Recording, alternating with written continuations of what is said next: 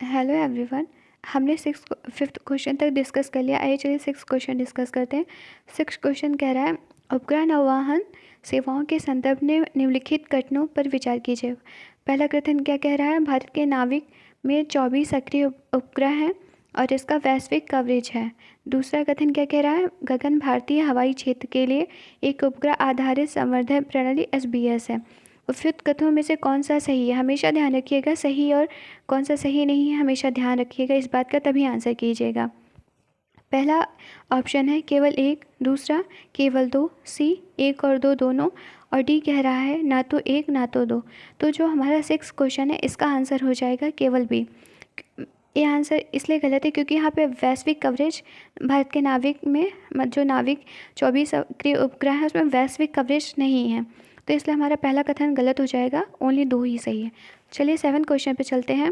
7 question कह रहा है भारत के स्वतंत्रता संग्राम के संदर्भ में निम्नलिखित कथनों घटनाओं या गतिविधियों में से कौन सी सर्वोत्तम घटित हुई। पहला, साइमन कमीशन की रिपोर्ट का प्रकाशन। दूसरा, जिन्ना की प्रसिद्ध 14 सूत्री मांगे। और सी कह रहा है प्रथम गोलमेज सम्मेलन। डी कह रहा है इरविन द्वारा दीपावली घोषणा। तो हमारा जो 7वें क्वेश्चन का राइट आंसर है वो बी हो जाएगा, मतलब जिन्ना की प्रसिद्ध 14 सूत्री मांगे इन चारों में पहले हुई थी। 8वें क्वेश्चन पे चलते हैं।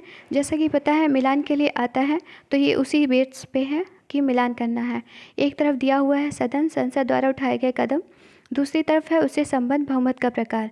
राष्ट्रपति पर महाभियोग के लिए आपको बहुमत के लिए दिया गया है ऑप्शन, प्रत्येक सदन की कुल सदस्यता का 3/4, कैग को हटाने के लिए सदन की कुल सदस्यता का 2/3, तीसरा लोकसभा अध्यक्ष को हटाना, उपस्थित और मतदान करने वाले सदस्यों का 2/3।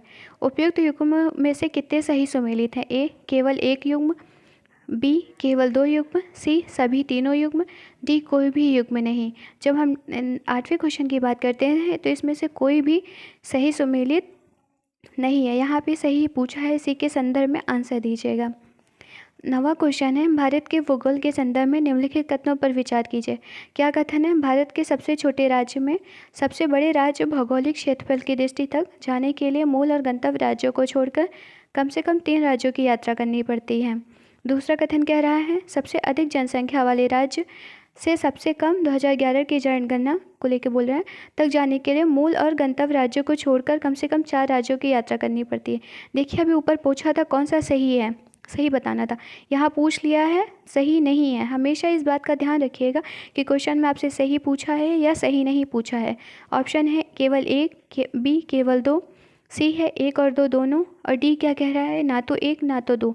तो हमारा जो ऑप्शन सी है वो सही हो जाएगा, एक और दो दोनों ही सही नहीं हैं।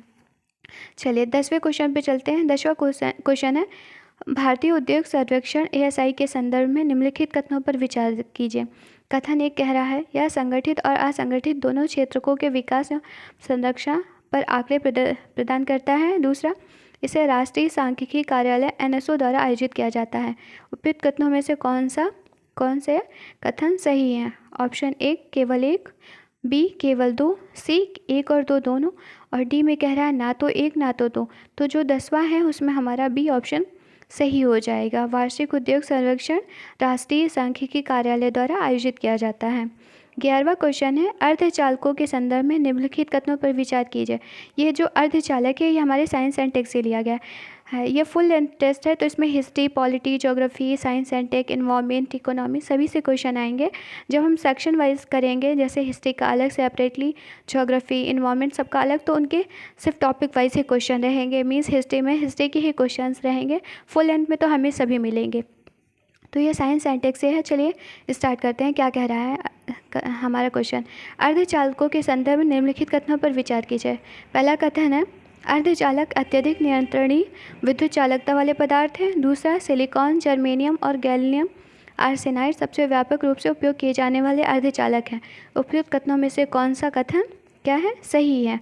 ए केवल एक, बी केवल 2, सी एक और दो दोनों, डी ना तो एक ना तो दो।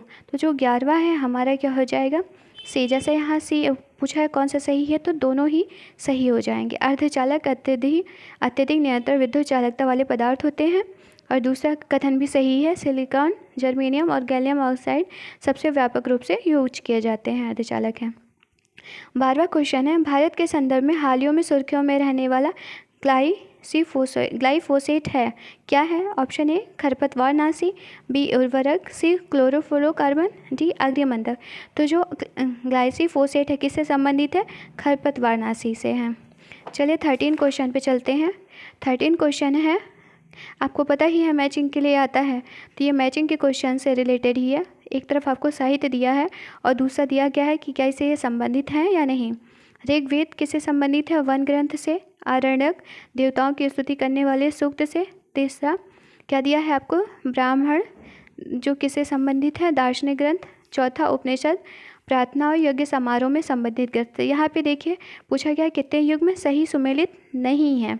एक ए क्या केवल एक युग्म, बी केवल 2 युग्म, सी केवल 3 युग्म और डी सभी 4 युग्म। तो जो यहाँ पे पूछा है कौन सा सही सुमेलित नहीं है, तो सभी चारों क्या हैं? कोई भी सही सुमेलित नहीं है। चलिए आइए 14 क्वेश्चन पे चलते हैं। जलवायु विज्ञान के संदर्भ में निम्नलिखित कथनों में से कौन सा फुजीवारा प्रभाव, ध्यान दीजिए टर्म्स, फुजीवारा प्रभाव का सर्वोत्तम वर्णन करता है? ए यह ज्वालामुखी प्रस्फुटन के उपरांत ठंडे मौसम और वर्षा की स्थिति है। बी या पर्वतीय क्षेत्रों में आकाश में भारी वर्षा की स्थिति है। सी यह लगभग एक ही समय पर उत्पन्न होने वाले उष्णकटिबंधीय तूफानों के बीच अंतःक्रिया है। डी क्या कह रहा है? यह असमान रूप से गर्म मौसम की स्थिति है जो आमतौर पर 2 या अधिक दिनों तक रहती है। तो फुजीवारा प्रभाव के लिए सबसे सटीक सर्वोत्तम आंसर क्या हो जाएगा? सी वाला। यह एक ही समय पर उत्पन्न होने वाले उष्णकटिबंधीय तूफानों के बीच अंतःक्रिया है। चलिए 15 क्वेश्चन पे चलते हैं। 15 क्वेश्चन क्या कह रहा है? भारत में अधीनस्थ न्यायालयों के संदर्भ में निम्नलिखित कथनों पर विचार कीजिए। पहला कथन है, मुंसिफ के पास सीमित क्षेत्राधिकार होता है और वह छोटी आर्थिक हिस्सेदारी के दीवानी मामलों पर फैसला सुनाता है।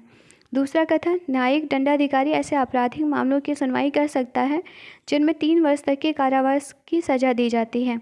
उपयुक्त कथनों में से कौन सा कथन सही है, आपको ये बताना है। ए केवल 1, बी केवल 2, सी 1 और 2 दोनों, और डी क्या कह रहा है? ना तो 1 ना तो 2 ही, दोनों में से कोई भी सही नहीं है। तो इसमें क्या है? हमारा दोनों ही आंसर सही है।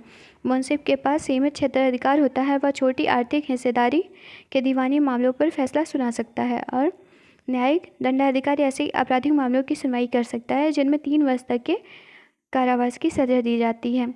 अभी हमने 15 क्वेश्चन तक ही डिस्कस किया। आगे के क्वेश्चन के लिए चैनल को सब्सक्राइब कीजिए और अच्छा लगा तो लाइक कीजिए। Thank you so much. जय हिंद।